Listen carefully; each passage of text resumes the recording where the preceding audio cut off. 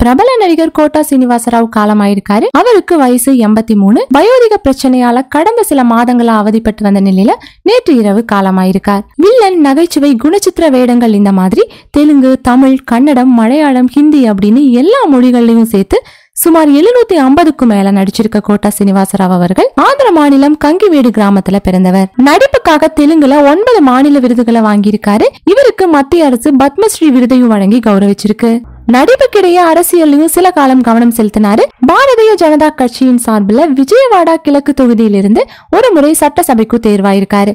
தமிழ்ல சாமி, அரண்மனை, திருப்பாச்சி, காத்தாடி இந்த மாதிரி பல படங்கள்ல நடிச்சிருக்க கோட்டா சீனிவாசராவ் அவர்களுக்கு தமிழ்ல குரல் கொடுத்தது நடிகரும் டப்பிங் கலைஞருமான ராஜேந்திரன் அவர்கள். இப்போ ராஜேந்திரன் அவர்கள் கிட்ட பாத்தீங்கன்னா கோட்டாவுடனான நினைவுகள் பத்தி பேசியிருக்காங்க. அவர் என்ன சொல்லியிருக்காங்கன்னு பாத்தீங்கன்னா, முதல்ல சாமி படத்துக்காக தான் பேசினேன். என்னோட குரல் கச்சிதமா பொருந்தினதை தொடர்ந்து தமிழ்ல எல்லா படங்களுக்கும் என்னையே பேச வைக்கணும் அப்படின்னு கராரா சொல்லிட்டாரு. பார்க்க மனுஷன் கொஞ்சம் டெரரா தெரிஞ்சாலும் பழக ரொம்பவே இனிமையானவர். அவருக்கு உடல்நிலை மட்டும் ஒத்துழைச்சிருந்துச்சுன்னா தமிழ்ல நிறைய படங்கள் பண்ணியிருப்பாரு. அவரோட பிறந்த நாள் ஜூலை 10. சில வருடங்களாவே தொடர்ந்து பிறந்த நாள் அன்னைக்கு பேசிட்டு இருந்த உடல்நிலை சரியில்லாம போனதுல இருந்து பேச முடியல. அதே ஜூலை மாசத்துல பிறந்த நாளுக்கு ஒரு நாள் கழிச்சு மறைஞ்சிருக்காரு. அவருக்கு பொண்ணுங்க 2 பேர், ஒரு பையன். அந்த பையனும் விபத்துல இருந்துட்டாரு.